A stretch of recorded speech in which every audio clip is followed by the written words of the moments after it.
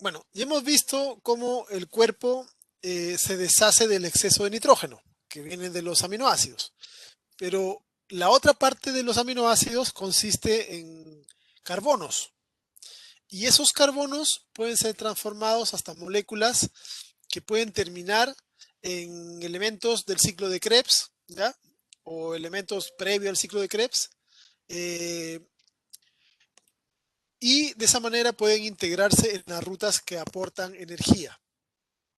Eh, Como los aminoácidos son todos diferentes, tienen una parte igual, la parte del carbono alfa, el amino, el carboxilo, etcétera, pero la parte lateral, la parte del R, es diferente. Alguna es más grande, otra es más pequeña, tiene diferentes grupos funcionales. ¿Ya? Entonces, eso ha generado de que diferentes aminoácidos puedan transformarse en diferentes productos finalmente. ¿Ok? Por ejemplo, ya hemos visto que la alanina puede transformarse en piruvato y eso es una sola reacción. Si al piruvato le pongo nitrógeno, lo transformo en alanina. A la alanina le quito el nitrógeno, lo transformo en piruvato. ¿Ya? Hay otros que también hemos estado viendo cómo participaban. Por ejemplo, el alfa-cetoglutarato se transformaba en glutamato o viceversa. ¿Ya?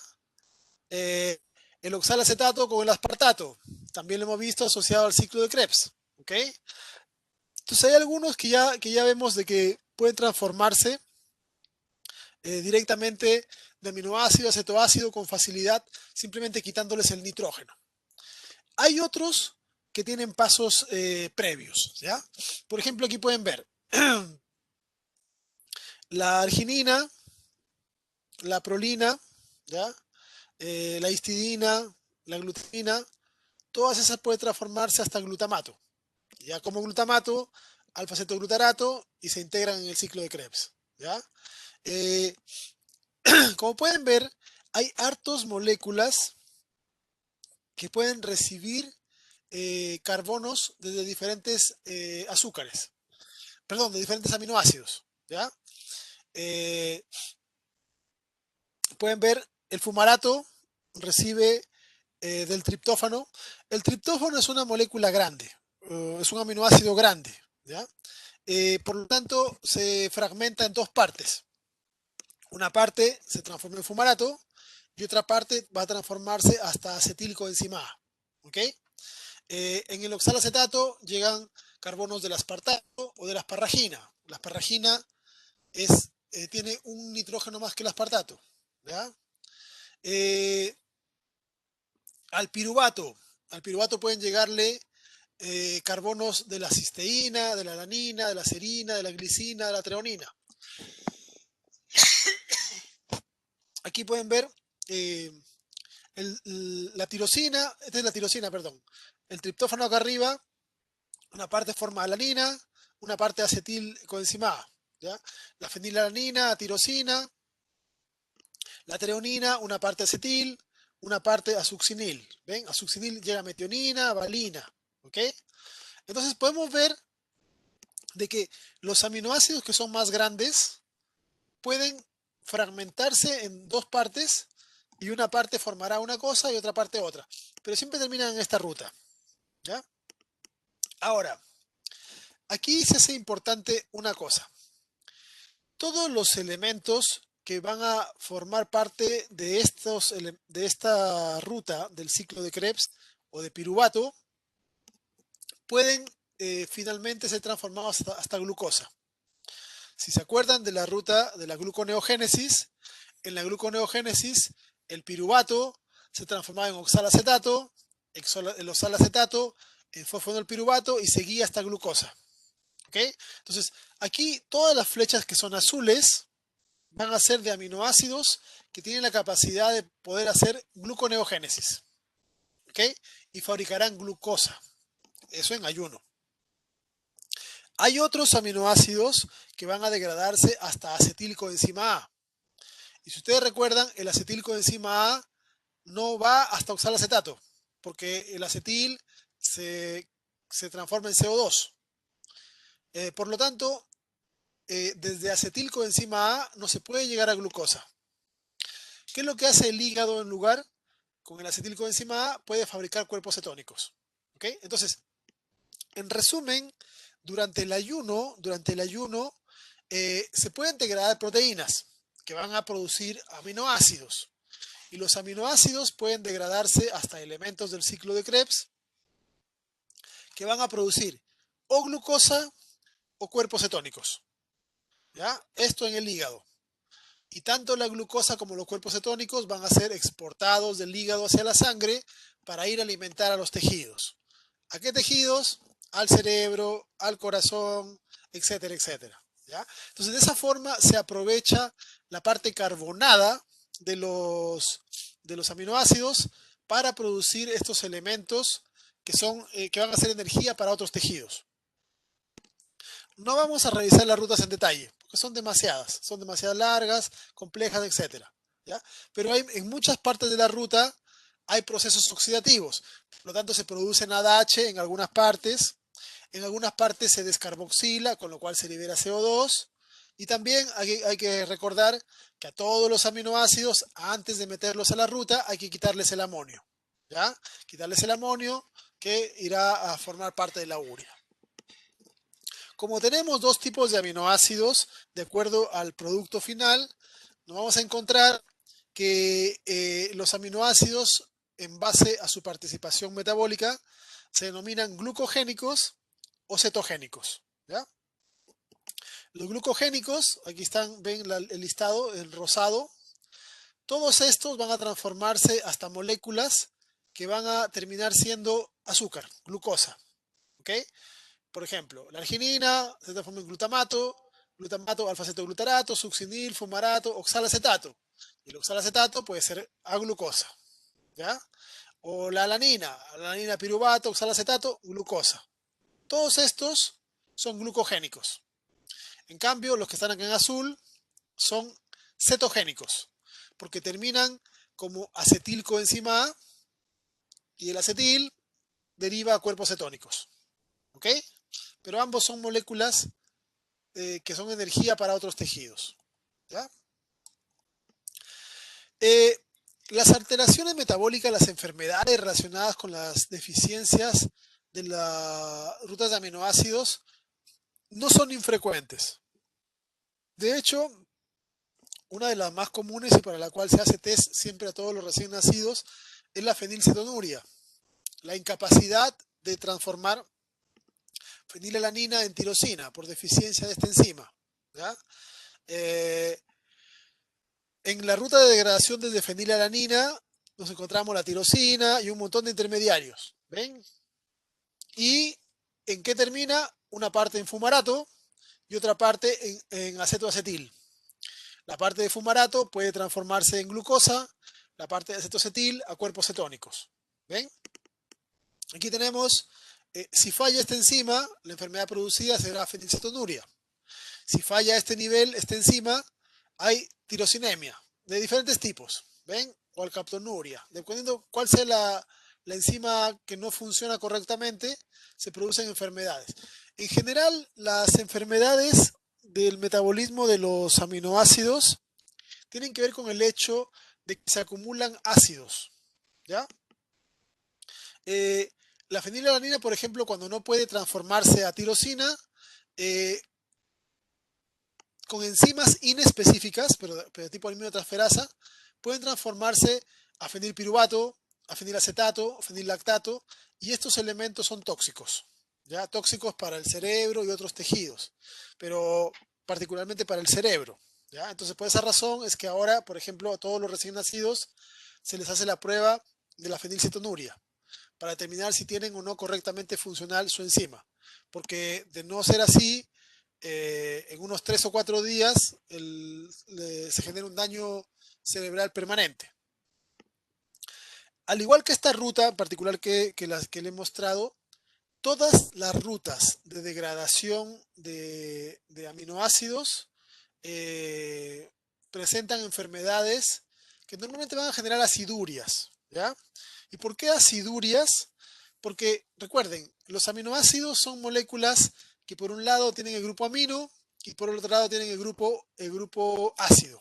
¿Ya? Entonces, si le quitamos el amino, lo que nos queda es un ácido. Y si ese ácido no se puede degradar, es un ácido que se acumula en el cuerpo. Y eso genera acidez en los tejidos. Y el cambio de pH es importante, ¿ya? Así que por esa razón es que, como pueden ver, la mayor parte de las rutas donde hay alteraciones del metabolismo de los aminoácidos producen aciduria, ¿ya? Que daña tejidos, neuronas, etcétera. Esto es con respecto a metabolismo o catabolismo de aminoácidos. También vamos a ver de que los otros tipos de moléculas importantes que contienen nitrógeno también pueden ser degradados. Si nosotros consumimos cualquier alimento, como viene de un ser vivo, tiene ácido nucleico, tiene ADN, tiene RNA, etcétera. Por lo tanto, también incorporamos bases nitrogenadas, etcétera. Los el mecanismo de degradación de los nucleótidos de purina, que que son la guanina y la adenina, ¿ya? Implica de que estos van metabolizándose hasta ácido úrico. ¿Ven? Y aquí ven la otra forma en la cual nosotros eliminamos el nitrógeno de nuestro cuerpo. ¿Ven? En forma de ácido úrico. ¿Ya? En forma de ácido úrico. Pero este proviene de la base nitrogenada guanina y adenina.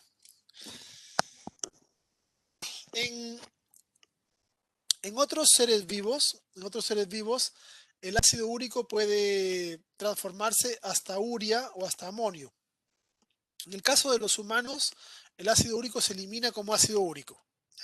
Ahora, cuando hay personas que tienen problemas con la movilización del ácido úrico o problemas cuando se produce excesos de ácido úrico. De repente han escuchado una enfermedad conocida como gota, ¿ya? La gota es con algunos defectos del metabolismo de las bases nitrogenadas. Se asocia generalmente la gota a que uno consume muchas proteínas, pero más que eso tiene que ver con el hecho de que uno ha consumido eh, elementos que contienen bases nitrogenadas que al degradarse aumentan el ácido úrico que se acumula en las articulaciones y genera dolor, ¿ya? Y así hay otros tipos de daños o trastornos de purinas. El otro tipo de bases nitrogenadas son las pirimidinas, ¿ya? Pirimidinas son las bases nitrogenadas pequeñas, la timina, la citosina y el uracilo. La citosina se puede transformar hasta timina. El uracilo también se puede transformar hasta timina. Y la timina puede metabolizarse siguiendo esta ruta que ustedes ven acá. ¿Ven? Participa el NADPH, se genera esta molécula, se abre la molécula, se hace una molécula lineal, se eliminan algunos amonios. Estos amonios también pueden ir al ciclo de la urea, ¿ya? Se elimina, se le corta carbonos que son eliminados como CO2, ¿ya? Y finalmente obtenemos una molécula que es solo carbonos, ¿ya? Esta molécula se puede transformar en metilmalonil y finalmente succinil, ¿ok? Ahora, si ustedes se acuerdan, el succinil es una molécula del ciclo de Krebs.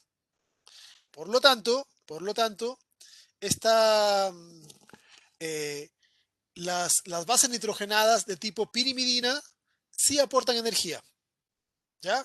En el caso de las pirinas, todo se elimina, ¿ya? Estas no aportan energía. Los dos anillos de la guanina, los dos anillos de la adenina se transforman en ácido úrico.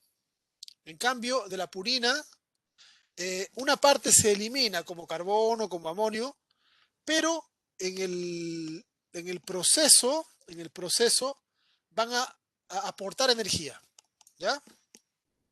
O sea, se gasta energía cuando se van a sintetizar, pero en este caso es cuando se van a degradar, ¿ya? Cuando vienen en la dieta, o por ejemplo si tenemos bases nitrogenadas que queremos eliminar, ¿ya? Eh,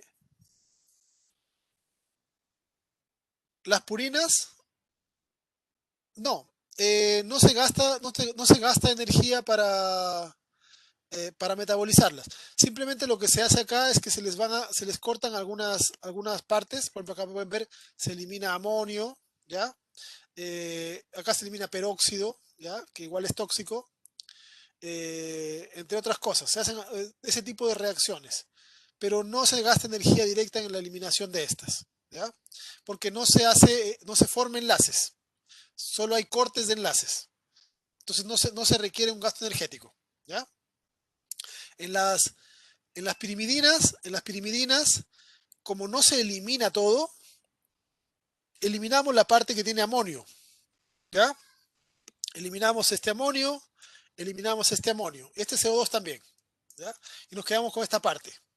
Y esta parte, que son solo carbonos, la podemos meter al ciclo de Krebs y aporta algo de energía. ¿Ok? Entonces, ahí hay una diferencia. Porque cuando degradamos bases nitrogenadas, las bases que son grandes, las purinas, solo son desechos. Pero las bases pequeñas sí aportan una parte de energía. ¿Ya? Eso sería con respecto a lo que son los procesos de, de degradación. ¿Ok? Ahora tenemos que ver cómo se fabrican o qué cosas se fabrican eh, que tienen nitrógeno, ¿ya? Y aquí vamos a hablar algo que no corresponde en general a lo que son los humanos, pero es para que entiendan eh, el costo que tiene el nitrógeno en los seres vivos, ¿ya?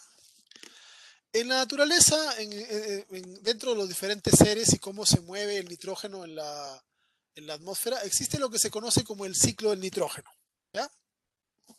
El nitrógeno, si ustedes tal vez saben o recuerdan, es el gas más abundante que hay en el aire, ¿ya? El nitrógeno atmosférico. Pero como molécula de nitrógeno, de esta forma, ¿ya? Es inerte. De hecho, nosotros respiramos, ese nitrógeno ingresa a nuestros tejidos y se mueve y sale de nuestros tejidos y no interactúa con nada. ¿Ok? Entonces es una molécula inútil prácticamente. No nos sirve, por lo menos no a nosotros. ¿Ya? Existen, sí, bacterias fijadoras. De repente saben de que hay algunas bacterias que hacen simbiosis con plantas, sobre todo con leguminosas, ¿ya? Que son capaces de fijar nitrógeno. También hay arcaeas que hacen eso. ¿Ok? Entonces, el nitrógeno como molécula N2 no le sirve a casi nadie. Pero hay células, seres, bacterias particularmente, que transforman este nitrógeno atmosférico en amonio, ¿ya? En amonio. Y el amonio ya es útil para los seres vivos, a pesar de que es tóxico, ¿ya? Entonces, con el amonio ya los seres vivos pueden pegarlo a carbono, ¿ok? Y al pegarlo a carbono fabrican aminoácidos y un montón de otras cosas con ese nitrógeno, pero en forma de amonio, es la forma útil ya, ¿ok? Cuando un ser vivo se muere, hay un montón de bacterias que también van a transformar este amonio en nitritos o nitratos, ¿ya? Que son ya no interacciones de nitrógeno-hidrógeno, sino nitrógeno-oxígeno, ¿ya? Y por último tenemos otros tipos de bacterias que también, esto lo hacen para aprovechar procesos de oxidación para generar energía, ¿ya? Y hay bacterias, y hay hongos y otros seres que otra vez regresan estos nitritos y nitratos a su forma de molécula gaseosa. Y así se genera el ciclo de nitrógeno. Y así se mueve el amonio en los vivos, ¿ya? Ahora, si se han fijado, en esta parte participan bacterias y otros seres microscópicos. Por acá bacterias, por acá bacterias, por acá bacterias. Y la única parte donde es útil para todos los seres en general es como amonio. ¿Ok? Como amonio. Entonces, esta es la forma que es útil de nitrógeno para los seres vivos, particularmente para los humanos, vamos a estar hablando acá. ¿Ya? Entonces, esta es la forma en que se moviliza el nitrógeno en los seres vivos. Hablemos de humanos, ¿ya? Esta es la forma útil, ¿ok? El resto son otros procesos que son de organismos microscópicos que no nos interesan mucho de este punto de vista de estudio del ser humano. ¿Okay? Ahora, este proceso de fijación de nitrógeno es interesante. ¿Okay? ¿Por qué razón? Porque el proceso de fijación de nitrógeno es un proceso costoso. Esas bacterias que hacen la fijación tienen lo que se conoce como el complejo nitrogenasa, que tiene varias unidades enzimáticas. ¿Ok? Aquí pueden ver piruvato, coenzima A, acetil, ferredoxina, un montón de componentes. ¿Ya? Todo esto son procesos de transferencia. ¿Ven? Transferencia de electrones, transferencia de electrones, etcétera, etcétera. ¿Para qué? Para transformar una molécula de nitrógeno en dos moléculas de amonio. ¿Ok? Todo esto que está acá ocurre dentro del complejo nitrogenasa de las bacterias fijadoras. Pero lo que quiero que se fijen es en esto. ¿Ven? 16 ATPs. 16 ATPs. Es una barbaridad de nitrógeno. Una barbaridad de energía. 16 ATPs para fabricar, para pasar dos moléculas o sea, dos átomos de nitrógeno en forma de molécula a dos amonios. ¿Ok? Entonces, cada amonio que hay en un ser vivo ha costado 8 ATPs. ¿Ok? Es una barbaridad energéticamente hablando, porque el proceso se hace en gran escala. ¿Ya? Entonces, por esa razón es que las bacterias se asocian con una planta, porque la planta les pasa energía y la bacteria le pasan nitrógeno útil. ¿Ok? Pero esto es para que entiendan lo costoso que es el nitrógeno para los seres vivos, el adquirir nitrógeno. ¿Ya? La cantidad de energía que se gasta para poder pasar un nitrógeno inútil a una forma útil de nitrógeno. ¿Ya? Ahora, ya teniendo el amonio, como el amonio tiene toxicidad, es tóxico para gran parte de los seres vivos, la mayoría de los seres vivos no lo mueven como amonio.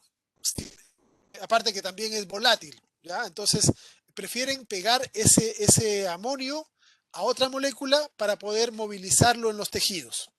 Y ahí es donde juegan un rol importantísimo los aminoácidos glutamato y glutamina, ¿ya? Eh, Glutamato y glutamina vamos a hablar aquí específicamente más en humanos, ¿ya? Son los reguladores de los niveles de nitrógeno en el cuerpo, ¿ok? En donde si se captura más nitrógeno, se fabrica más glutamina. Y si se quiere liberar o eliminar nitrógeno, se degrada glutamina en glutamato. En humanos, en humanos, la enzima más importante es la glutamina sintetasa. ¿Ok?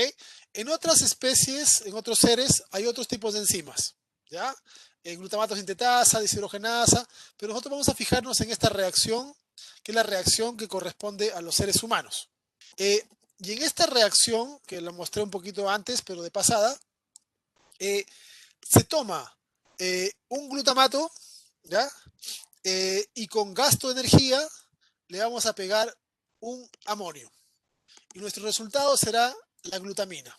¿Ya? Esa es la sumatoria. En realidad, dentro de la enzima hay pasos intermedios. El glutamato se une con el ATP y se forma un aminoácido activo unido a fosfato y se libera ADP. Y en un segundo paso, el amonio reemplaza al fósforo que queda liberado y nos queda la glutamina. ¿Ya? Esa es la forma en la que ocurre el proceso. Ahora, esta enzima, la glutamina sintetasa, es regulada por montones de cosas. ¿Ya? Aquí ven el proceso. ¿Ven?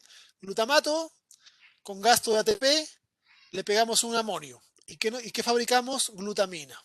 ¿Ya? La glutamina, vamos a ver de qué es un aminoácido que se usa en la fabricación de montones de otras cosas. Por ejemplo, ya hemos visto que la glutamina sirve para formar el carbamoil fosfato, que es la molécula que forma la urea. ¿Ya? El nitrógeno formaba la urea. Con la glutamina vamos a formar triptófano, que es un aminoácido. Con la glutamina vamos a formar después una base nitrogenada de tipo purina, base nitrogenada de tipo pirimidina, otro aminoácido, glucosamina fosfato. Este es un azúcar nitrogenado que se utiliza para formar, por ejemplo, péptidoglicanos, entre otras cosas. ¿Ya? Entonces, todas estas moléculas que están acá abajo tienen nitrógeno. Tienen nitrógeno, nitrógeno, nitrógeno, nitrógeno, nitrógeno. Estos son nitrógenos de diferentes fuentes. Nitrógeno asociado a azúcares, nitrógeno en aminoácidos, nitrógeno en bases nitrogenadas, nitrógeno para desecho. ¿Ok? Todas estas cosas son reguladores negativos de la enzima. ¿Qué significa eso? Si tengo gran cantidad de bases nitrogenadas, esta reacción se bloquea. Porque si tengo gran cantidad de bases nitrogenadas, significa que tengo mucho nitrógeno. ¿Para qué voy a seguir gastando energía capturando más nitrógeno si ya tengo harto nitrógeno? En lugar de eso, ese nitrógeno hay que eliminarlo. Si tengo muchos aminoácidos, también es un indicador que tengo harto nitrógeno. Si tengo mucho glucosa pegada con nitrógeno, también es un indicador. Y en general, hay muchas moléculas que tienen nitrógeno que inhiben a esta enzima. ¿Ya? Entonces, como pueden ver, esta reacción es una reacción para controlar los niveles de nitrógeno. Si yo tengo bajas cantidades de estos que están acá, significa que tengo poco nitrógeno. ¿Y qué es lo que hace la enzima? Está estimulada.